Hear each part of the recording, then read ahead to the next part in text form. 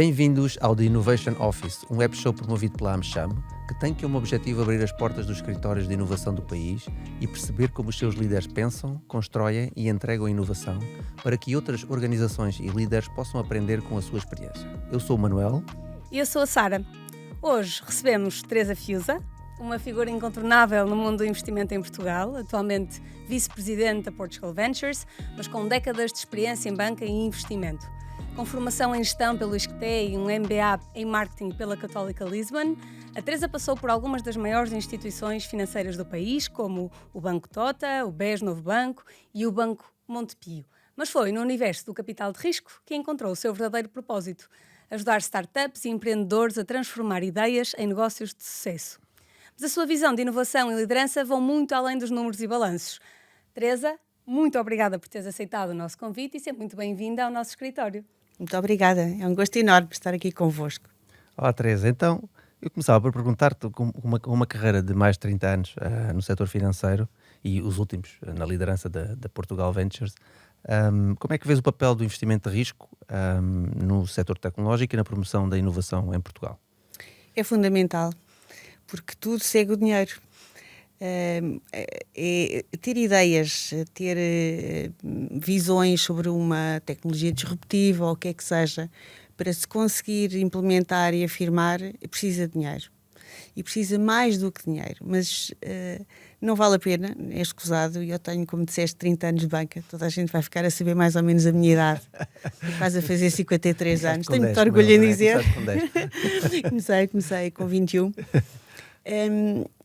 Não vale muito a pena ir à banca só com base num PowerPoint, não é? Portanto, não tens vendas para mostrar, não tens clientes, não tens balanços, track record e, portanto, esse não é o caminho para se conseguir arranjar meios para se desenvolver uma startup.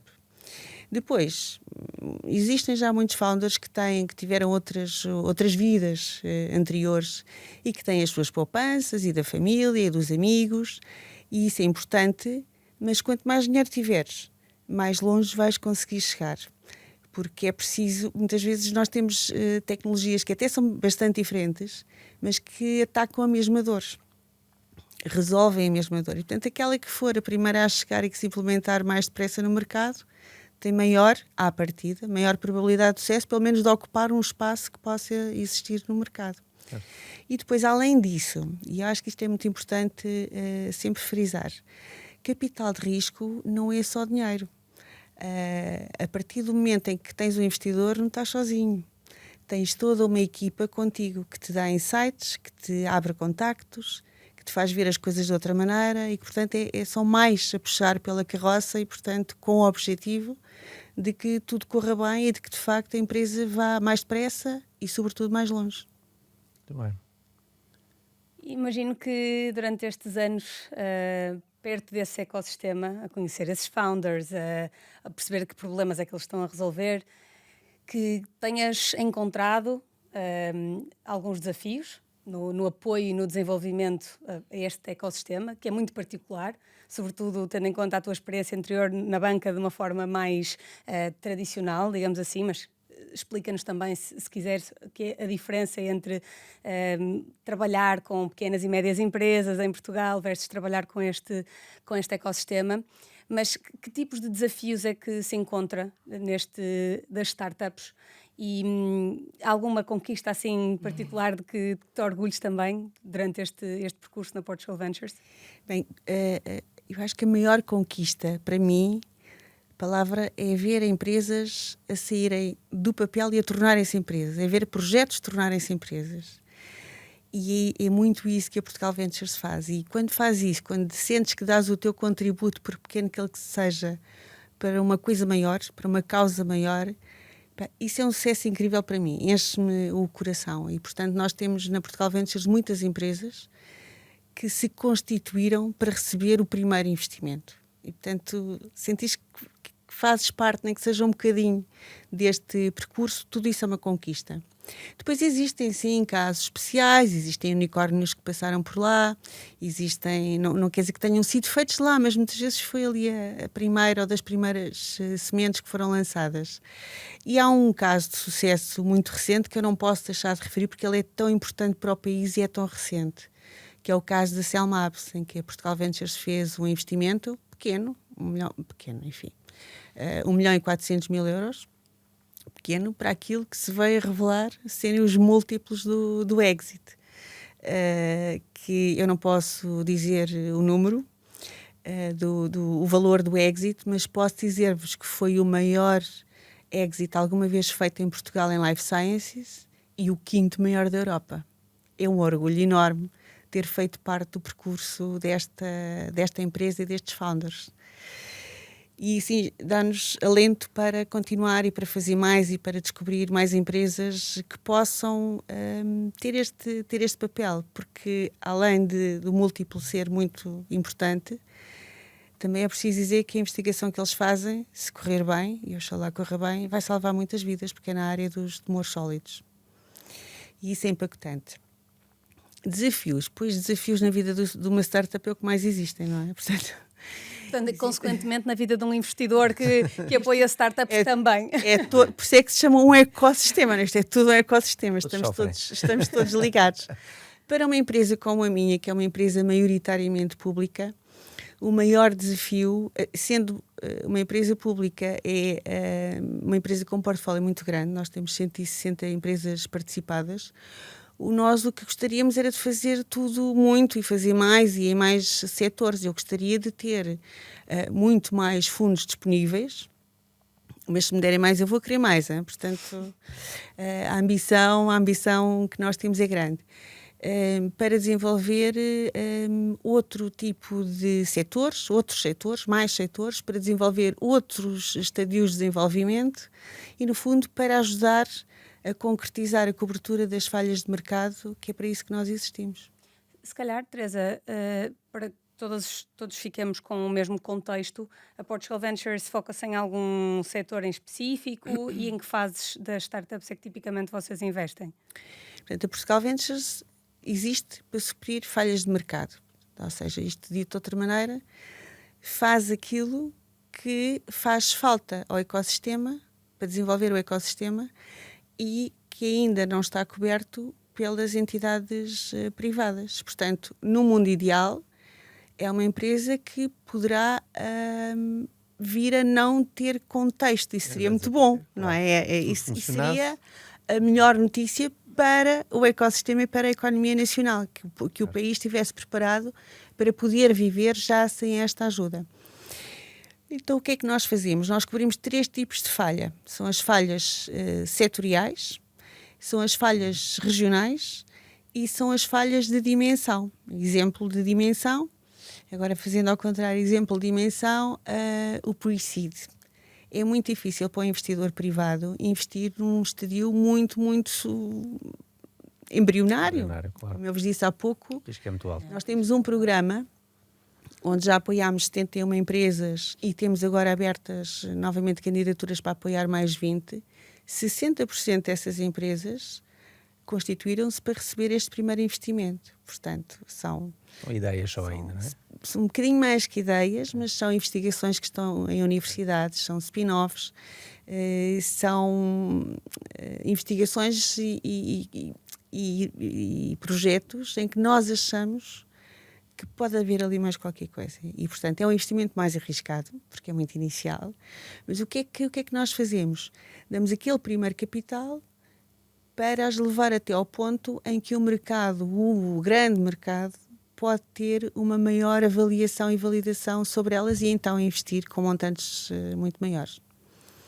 E, regionalmente, também temos, por exemplo, fundos regionais. Estamos agora a investir com um fundo para a região de Leiria, porque investir em Lisboa e no Porto e em Lisboa, nós também o fazemos e é onde de facto existem mais possibilidades de investimento, mas é onde está tudo também muito concentrado. Portanto, a nós enche-nos de orgulho poder ir investir em Trás-os-Montes ou no Algarve ou no Alentejo ou em Penela E, portanto, o que nós fazemos é ter uma rede muito disseminada de parceiros de ignição que estão nesses sítios e que nos trazem possíveis negócios, que nos trazem deal flow para nós analisarmos e podermos investir e poder desenvolver o empreendedorismo também fora destes grandes centros urbanos. E há coisas com muita, muita qualidade. Portanto, dentro dos fundos regionais, há pouco não acabei, além deste da região de Leiria, que está neste momento em investimento, nós temos um dedicado às regiões autónomas. Por exemplo, temos investimentos feitos na Madeira e nos Açores, com um fundo específico para essas áreas. Portanto, no fundo, é dessa forma que vocês conseguem colmatar a tal falha regional que acabaste de referir. À partida a gente pensa sempre que as startups estão concentradas em Lisboa e Porto. Qual é a percentagem que vocês veem no mercado e qual é a falha que vocês compensam? Só para a gente ter uma ideia. Não te sei dizer percentagens, mas sei dizer que há muitas coisas com muito valor em Braga, em Aveiro, em Coimbra, em Leiria, nos Açores. No interior. Toda ali no Fundão, certo. em Penela. E peço mesmo desculpa se me esqueço de alguma região. Nós temos por muito mais regiões. No Alentejo eu gostava de ter mais, também temos algumas, mas eu gostava mesmo de ter mais. Trabalhar sobre isso, que eu sou alentejano, temos que trabalhar sobre isso também. Gostava muito, ajuda-me, Manel. Como é que se faz, Teresa? Como é que nós podemos incentivar mais o empreendedorismo, seja através de falarmos mais sobre o assunto, seja através destes, chamaste-lhes parceiros regionais de ignição, que eu achei que é uma expressão muito interessante. Estamos a falar de incubadoras, aceleradoras? Exatamente, incubadoras, aceleradoras. As câmaras municipais têm nestas regiões, são muito importantes, e é falar, é explicar que startups não são um bando de miúdos que andam para aí a queimar dinheiro, não. São pessoas, são investigadores, a maior parte deles, que fazem coisas bestiais, têm ideias bestiais e entregam a sua vida a um propósito maior, que é fazer com que estas ideias, estes projetos, possam vir a ser do conhecimento do público em geral e, portanto, do mercado. Nós, por exemplo, vamos muito a estas regiões todas. Também vamos a Lisboa e ao Porto, até porque lá, nestes sítios, existe um mercado grande para acolher. Mas vamos muito a estas regiões, sempre que nos convidam ou chamam para fora de Lisboa, vamos todos contentes. E sim, tem sempre que ver com dinheiro. Sempre que existem fundos regionais sabemos que há um incentivo a que estas empresas, estas startups se instalem ou se desenvolvam nesses locais. E temos de ver que esta é uma área onde é importante reter talento, é importante e são empregos altamente qualificados, a maior parte deles. Portanto, é um tipo de empregos especiais. E este dinheiro dos investidores, este primeiro dinheiro, muitas vezes é para quê? Não é para gastar em luxos, não é? É para gastar em contratar outras pessoas.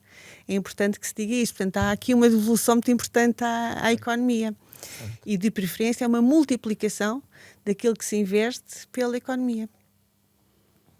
Muito bem. Olhando um bocadinho, então, se calhar para o futuro. A tua perspectiva de financiamento da inovação em Portugal, achas que há novas tendências, pode haver novas oportunidades? Como é que vês um bocadinho que este processo possa evoluir no futuro? O que é que eu tenho visto ultimamente? Há pouco perguntaste-me os setores em que nós atuamos e eu acabei por não te responder. Nós temos 4 verticais preferenciais, que são o digital, Life Sciences, o turismo, porque é muito importante para o país, e a área de engenharia e indústria, porque tem a ver com as infraestruturas, portanto, isto é tudo aquilo que interessa ao país. Na realidade também abarca aqui a maior parte dos setores, mas é assim que nós os temos arrumados. O que é que nós temos visto? Temos visto muito estas áreas a interligarem-se. Por exemplo, Life Sciences. Nós gostamos muito desta área porque é uma área tendencialmente mais difícil para o investimento. Portanto, tudo que é mais difícil são áreas que nós até acolhemos mais, Exatamente. porque são projetos que demoram mais tempo a sair para o mercado, portanto há muitos anos de investigação, e nós acarinhamos-los muito. Mas Life Sciences e Digital, por exemplo, nos últimos tempos têm se interligado muito com o advento da inteligência artificial, com o seu desenvolvimento e o seu desenrolar. Ligar os dados que se têm em saúde com a inteligência artificial tem trazido coisas espantosas, e eu acho que ainda vamos ouvir falar muito disto, quer na área da saúde propriamente dita, quer na área do aging, que está ligada também. E portanto eu acho que por aqui vamos ter muito sobre o que falar no futuro. E depois, claro, quantum computing, isso obviamente. Ok. Principalmente sabendo que somos um dos países mais envelhecidos da Europa, não é? E, portanto, com certeza todos estes temas, e já falamos aqui também em alguns episódios sobre a longevidade e sobre como é que podemos todos ter mais qualidade de vida até mais tarde. Parece que é um tema que está muito em voga e sobre o qual vamos continuar a ouvir falar. E agora põe-lhe em cima a tecnologia, não é? E isto não é só para Portugal, porque as startups, as nossas, portuguesas e todas, não é? Elas têm de ter sempre uma ambição global. Não podem ter como ambição ser líder de mercado nacional numa área qualquer. Isso não chega. Tem de ter sempre... Mas tens visto essa tendência nas startups que têm de ter a missão global. Ter essa visão, etc. É obrigatório, porque senão não tem investimento. Eles têm essa Tem de ter. base, não é? Tem de ter e são treinados para isso. Porque ou seja, aquilo que nós vamos vendo é que os casos que nos chegam e que a gente conhece são aqueles que têm sucesso, não é? E nós sabemos sempre que há uma linha imensa de que não têm sucesso, porque é assim que funciona. E é importante também que as pessoas saibam que esta história do investimento, há muita parte deste investimento que basicamente dá em nada, não é? Portanto, mas funciona, é mesmo assim. E há pouco falámos da Life Science, a Life Science também tem essa característica. É talvez das mais difíceis. Tem que se fazer muita investigação.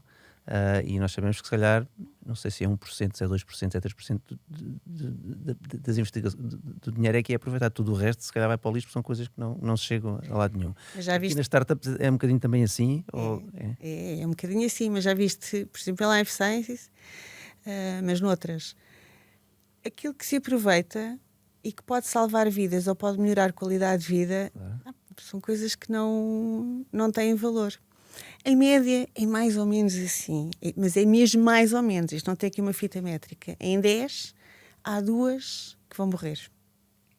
Okay. Há 6 que vão ser mais ou menos. Os ser mais ou menos vão ser empresas normais, são assim, empresas rentáveis, mas pequenas, médias. Pequenas, médias, assim, empregam pessoas, continuam. Era menor, mas assim.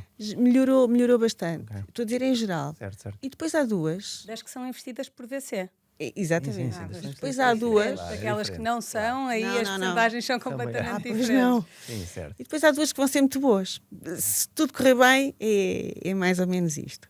Okay. E se tudo correr muito bem, uma dessas 2 vai ser um dragão. Fala-se muito de unicórnios, mas na realidade os dragões são aquilo que os investidores procuram, que é uma que pague todo o fundo. O resto, não é? Claro. Ou seja, podiam falhar todas, mas há uma que pagou o fundo inteiro. É o almejado dragão. Portanto, isto é só... E o retorno do investimento está garantido, portanto, e é aí que a coisa vale a pena. É isto. Agora... Desculpa, força.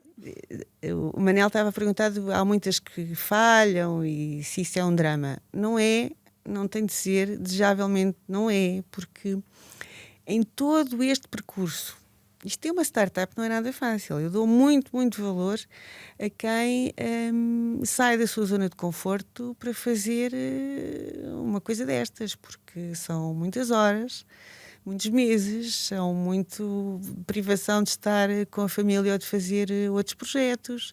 E, portanto, é preciso muita coragem e é uma montanha-russa de emoções. E é um shift cultural, porque nós em Portugal não temos essa tradição e agora sim começamos a ver esse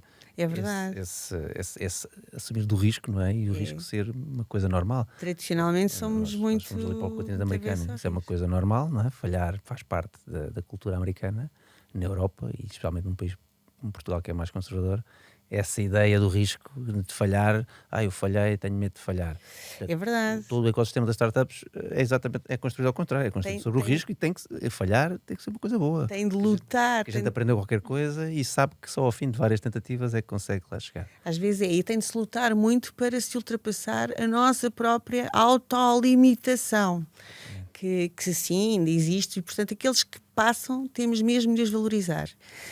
E mesmo aqueles cujas empresas falharam, não correram bem, não vamos chamar a falhar, não correram bem, às vezes acontece, o mercado não estava para ali virado, não era aquilo que queria. Timing, não é? E é uma questão de timing muitas vezes, e o mercado é que é o grande ditador porque pode. Portanto, o mercado é que sabe se quer, se não quer, se tem valor, se não tem. Mas estas pessoas que fizeram este percurso aprenderam imenso. São pessoas com uma bagagem muito diferente daquela que tinham antes de começarem. E, portanto, é de aproveitar, porque está ali um manancial de conhecimento brutal. Para já, a segunda vez não fazem os mesmos, vamos chamar-lhes erros. Umas vezes são erros, outras não são. Mas interagiram com tanta gente, aprenderam tantas coisas. Eu vejo-os às vezes, porque às vezes acontece, nós não investimos à primeira, investimos à segunda ou à terceira. E eu vejo a diferença nos pitches e na forma de apresentarem. Naquilo... Já fizeram, não é? E até aí, muitas vezes só levaram nãos. Mas mesmo levando nãos, ainda não houve investimento, já há uma evolução. Agora imaginem ter de lidar com esta montanha-russa de emoções, ter de contratar pessoas, ter de despedir pessoas, também é difícil, ter de tomar decisões estratégicas, ter de lidar com os investidores. É uma bagagem brutal e, portanto, desperdiçar-se eu acho que devia ser proibido, devia ser pecado. Nós, nas conversas que temos, que também temos de ter essas conversas, não é? Há sempre uma conversa quando há uma decisão de encerrar uma empresa. Também é uma decisão difícil. Difícil começar, é difícil encerrar. Certo. Escolher o momento é muito difícil. Eu, na maioria das conversas que tenho dessa natureza, digo sempre aos founders, olha, mas volta. Se encontrares alguma coisa, se vires um projeto novo, ou...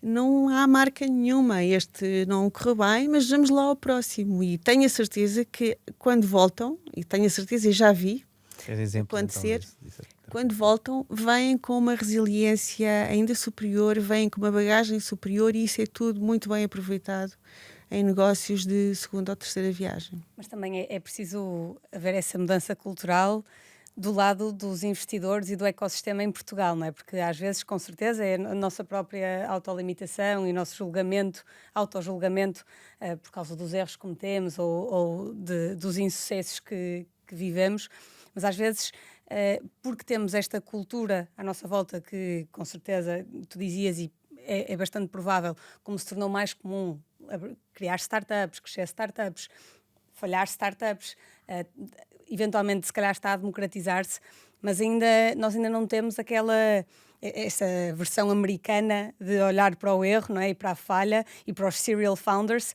que nem sempre são serial founders de startups muito bem sucedidas, às vezes são serial founders porque estão na quinta ou na sexta, em que uma foi bem sucedida ou nenhuma ainda, mas efetivamente todo o ecossistema à volta, e é ótimo ouvir que a Portugal Ventures tem essa perspectiva sobre as empresas que até que já estavam dentro do vosso portfólio e que falharam, mas precisamos de mais capacidade de lidar com o risco, mas também de melhor capacidade de lidarmos com aquilo que correu menos bem, porque, como dizias, e eu 100% de acordo, há ali um valor absolutamente extraordinário naquilo que depois pode ser dado de volta ao ecossistema.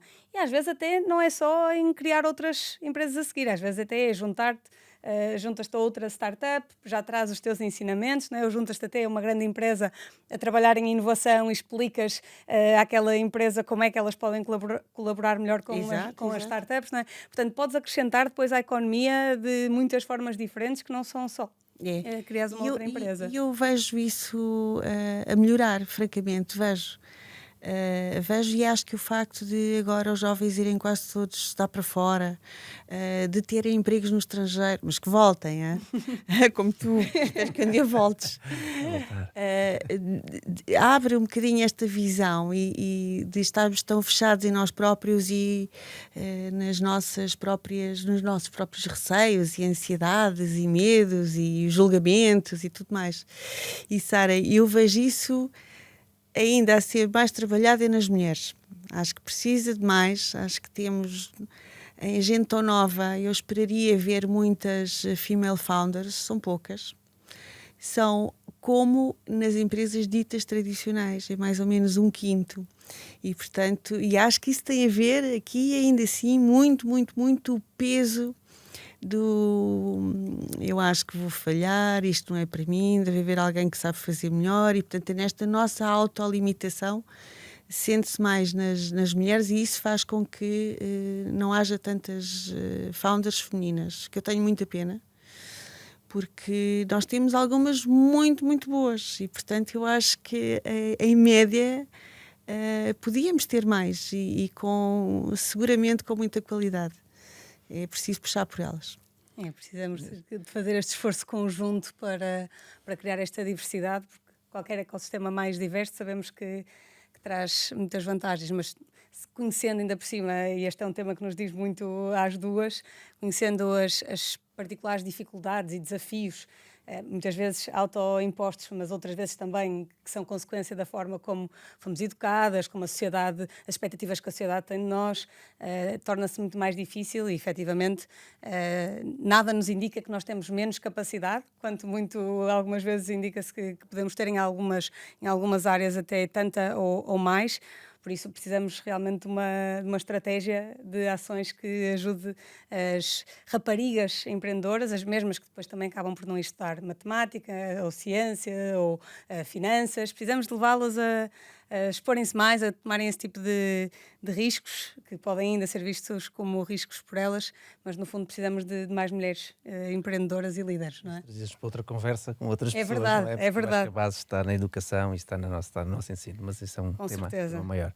Ou seja, se nós formos ao nosso ensino, vemos que ainda a percentagem de mulheres nestas áreas de STEM ainda é muito reduzida e, portanto, provavelmente depois isto é uma consequência depois em todo o processo, em todo o ecossistema.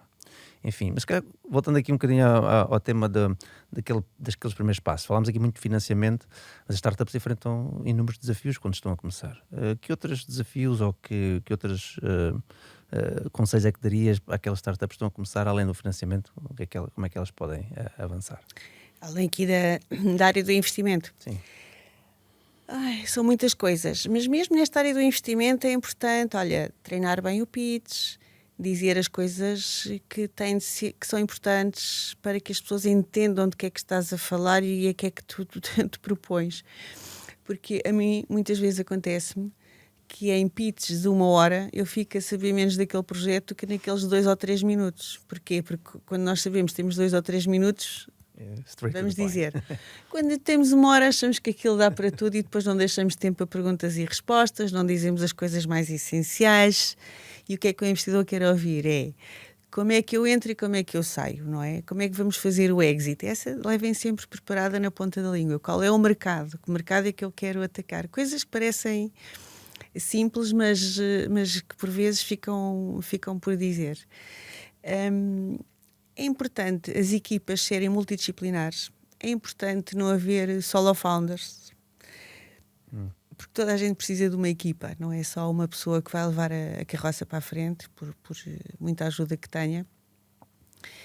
E é importante olhar para outras áreas que não sejam só as áreas de investigação, porque normalmente os founders são mais virados à investigação e menos dados a áreas de negócio. E, portanto, temos que ter essa cabeça também virada para o negócio e ter alguém na equipa que tenha. Isso pode ser um problema, não é? Portanto, se eles não conseguirem encontrar a pessoa certa que lhe faça, chamamos assim, a parte de desenvolvimento de negócio, a área mais comercial... Encontram. Têm de procurar. Têm de estar despertos mas para isso. se não conseguir, dificilmente tem sucesso, certo? Porque às vezes um bom produto e uma boa ideia, ninguém se não chegar ao mercado... Ninguém te vem cá descobrir o teu produto e a tua ideia. Portanto, tu tens que saber como é que a vais pôr no mercado. Portanto, por isso é importante ter equipas multidisciplinares. Posso dizer que nós, como é que ajudamos as nossas empresas? Portanto, nós temos uma área que chamamos de desenvolvimento de portfólio. E o que é que faz? Faz várias coisas. Uma delas, o PV Academy. O PV Academy dá conteúdos, não são estas pessoas que dão, arranjam parceiros que possam dar conteúdos em áreas que nos parecem que são normalmente menos onde os founders têm mais dificuldade e às vezes nem têm tanta noção que as têm. Por exemplo, áreas legais, áreas de finanças, áreas de como fazer um pitch deck ou como fazer uma apresentação ao investidor, áreas de recursos humanos, porque eles vão ter que liderar equipas. E, portanto, em parte... Eu ia por aí. Em parte eu acho que esse tema dos recursos humanos, porque a gente sabe, no final todos os projetos têm sucesso ou não têm pelas pessoas, não é? E não só para a qualidade das pessoas, mas também a forma como elas são geridas, ok? São motivadas, etc. E às vezes a startup em si pode ser uma motivação, mas depois se tivermos um founder que não tem sensibilidade para a gestão das mesmas, etc., pode ter dificuldades. Porque reter esse talento e motivá-lo é muito importante. Vocês também veem esse ângulo e também ajudam dessa ótica? É uma das áreas que nós temos. Ninguém nasce empresário nem empreendedor, não é? E, portanto, já ter esta vontade, esta coragem é tão bom. Portanto, tudo o que nós podemos ajudar nesta viagem, vamos fazê-lo. Portanto, alguns conteúdos são de áreas que nós achamos que lhes fazem falta, outras são de áreas que eles nos dizem que lhes fazem falta. Portanto temos esta PV Academy sempre a funcionar, portanto vai tendo sessões muito variadas, não tem um programa fixo. Depois temos também faz ligação com outros investidores, portanto nós promovemos e fazemos eventos entre algumas startups nossas que estão a levantar rondas e os outros investidores do mercado, para fazer ali um matching. O que seria o tempo que consome e a oportunidade que é, muitas vezes, estas empresas terem que ir à procura destes investidores, não é? Portanto, nós fazemos assim uns eventos destes género casamenteiros, não é? Para dizer, olha, tu investes nisto, tu estás à procura de investimento nisto, portanto, fala lá um com o outro. E funciona bem para todos, não é só para as startups, para os investidores também dão por bem emprego este tempo. Ligação às empresas, aos corporates, é uma área que nós gostamos muito também, porque cada vez mais as empresas maiores têm esta consciência, e isso é muito bom e é valioso, que não fazem tudo sozinhas nem sabem tudo e que, portanto, precisam desta criatividade e deste desassossego das startups. E as startups precisam dos clientes, não é? Precisam do mercado e do conhecimento e dos meios, às vezes até financeiros, que estas empresas maiores têm. E, portanto, nós também temos uma área de parceiros corporativos para poder fazer aqui o casamento entre eles. Portanto, estes são os tipos de ajuda que nós fazemos. Portanto, fazemos mesmo, ajudamos a construir o pitch deck, ajudamos a treinar o pitch deck, falamos destes temas mais financeiros. E isto é completamente gratuito, que funciona para as empresas do nosso portfólio e, por inerência, funciona para o ecossistema, porque nós temos como co-investidores quase todos os outros investidores do ecossistema, portanto é para o bem comum. Certo. Estes parceiros corporativos, na verdade nós conhecemos alguns deles também já passaram por aqui, e é por isso, ou seja, de facto têm gabinetes de inovação que depois vão à procura de startups que trabalham nas áreas, obviamente, das suas áreas de negócio.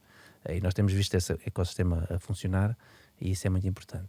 Mas voltando aqui ao tema do talento, porque há bocado falámos das mulheres, que é um tema, falamos também da escassez de talento nestas áreas, pelo menos nas tecnológicas, que sabemos que há pouco talento, ou melhor, não há o talento necessário em quantidade àquilo que são as necessidades.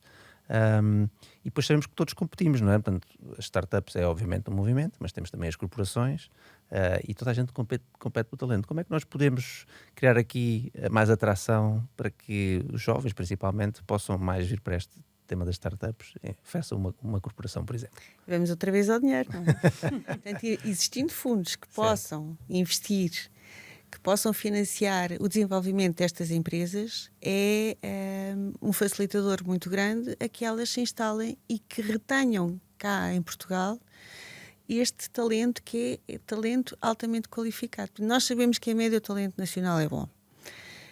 Sabemos, tanto é bom que é muito procurado. A academia é boa, a gênese humana portuguesa é boa, é criativa, gosta de experimentar e, portanto, temos aqui muita matéria-prima. Tendo verbas para poder investir e poder proporcionar que se possam fazer estas empresas é ótimo. E depois também falar muito e dar a conhecer o que é a experiência de trabalhar numa startup, mesmo não sendo founder, trabalhar lá. Mexes numa série de coisas diferentes de uma empresa, tens uma criatividade maior, tens uma abrangência maior, tens um raio de ação muito maior do que te vão dar numa empresa corporativa, pelo menos de início. E cria-se um nível de conhecimento, aqui já não conhecimento académico, mas este conhecimento mais prático, que é brutal para a bagagem de um profissional. E agora, sem qualificar se é de uma startup ou de uma empresa maior. E isso, eu acho que começa a ter alguma visibilidade, mas poderia ter ainda mais. Não, com certeza tornou-se um tema mais sexy, não é? Hoje em dia, se calhar, consequência das outras mudanças geracionais, das novas dinâmicas sociais e do quanto este tema passou a ser trazido para cima da mesa em Portugal, não é? Desde que veio o Web Summit e coisas do mesmo género, tornou-se uma opção mais atrativa, digamos assim, mas efetivamente se depois estas startups não têm capacidade de pagar salários que são competitivos em relação àqueles que este talento pode ir receber em organizações maiores ou em outro tipo de trabalhos, claro que provavelmente a dificuldade em escolher vai ser maior, por isso. Tens os planos de stock options que ajudam muito e há uma legislação. Mas também não se fala o suficiente sobre eles, não é? E se calhar precisávamos de tornar um tema mais popularizado. Há uma legislação recente em Portugal e que é muito boa, compara muito bem com o que se faz por aí. E aí és quase como também empresário, não é? Mesmo que trabalhes para uma startup, tens aquela noção de quanto mais melhor eu fizer, quanto mais sucesso tiver a minha empresa, mais valem as minhas ações no futuro. E, portanto, eu também sou um bocadinho empreendedor e não recebo tanto hoje, verdade, mas estou a contribuir e tenho a possibilidade, e depende em parte de mim, vir a ter estas equities mais valiosas, não é? No futuro. A Diogo Mónica fala muito sobre isso, sobre a importância. Como nós em Portugal não é muito comum termos esta ideia de querermos equity nas coisas em que participamos, nas coisas que fazemos e que se calhar nós que somos naturalmente, e tu dizias há pouco, podemos ter uma baixa capacidade de lidar com o risco ou de nos atrairmos pelo risco, mas temos esta vontade empreendedora, intrínseca, criativa de olhar para os problemas e fazer muito com pouco, o resourcefulness, não é? Em inglês, e que se calhar se nos predispusermos e até desafiarmos mais vezes as nossas empresas, que até pode acontecer também com pequenas e médias empresas, ou um spin-offs da grande corporação onde estamos a trabalhar, dizermos eu quero ter equity aqui, eu estou disponível a ter um salário mais baixo agora, que sou mais nova, tenho menos responsabilidades, e investir o meu tempo para multiplicar o valor deste bocadinho, desta equity que eu tenho neste projeto.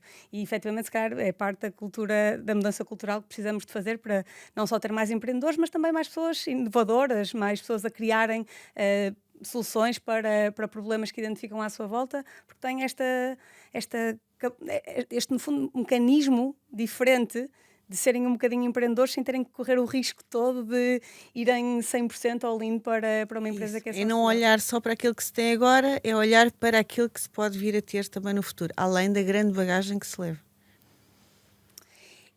E, Teresa, nós já fomos tocando aqui em algumas das perguntas, sobretudo que o Manel te fez, sobre aquilo que se procura quando se está a avaliar uma possível ideia, um projeto para investimento. Nós aqui neste web show temos sempre pessoas de contextos diferentes do mundo da inovação, tipicamente mais aqui do mundo corporate, portanto falamos normalmente de avaliar ideias, de inovações nesse contexto, que é um bocadinho diferente do contexto das startups, mas ao mesmo tempo há aqui algumas semelhanças, e eu gostava de perceber contigo, para além daquelas que já nos referiste, e se bem me lembro foram a preparação, não é? Quando de que forma é que tem a mensagem para comunicar o benefício que o público final, o target, vai ganhar, mas também garantir que alguém que não percebe assim tão bem daquela indústria, daquele setor, consegue perceber a vantagem. Tu falaste aqui da exit, se calhar isto no mundo corporativo ou nos outros ecossistemas são, no fundo, o retorno, não é? O possível retorno de investimento para a board da empresa, para o negócio como um todo. Que outros argumentos é que tu achas que alguém que apresenta uma ideia inovadora, alguém, sobretudo, que pretende que investe em si, seja isso dentro da sua própria empresa, às vezes até é um investimento de tempo e energia, os recursos da outra pessoa, não necessariamente só dinheiro, o que é que devemos ter em conta? O que é que tu tens em conta quando olhas para uma ideia para avaliar o seu potencial, a oportunidade que está ali para teres retorno no teu investimento? E que, se calhar, aqui os outros ecossistemas de inovação podem replicar ou provavelmente também consideram quando estão a avaliar eles próprios investimentos em inovação? Depende da estratégia de cada um, não é? Mas o que tu dizes na construção de um portfólio, por exemplo, depende do que é que cada um quer extrair. Portanto, há quem construa um portfólio porque quer desenvolver um determinado cluster, há quem construa um portfólio por outras razões. Nós não temos só as razões económicas.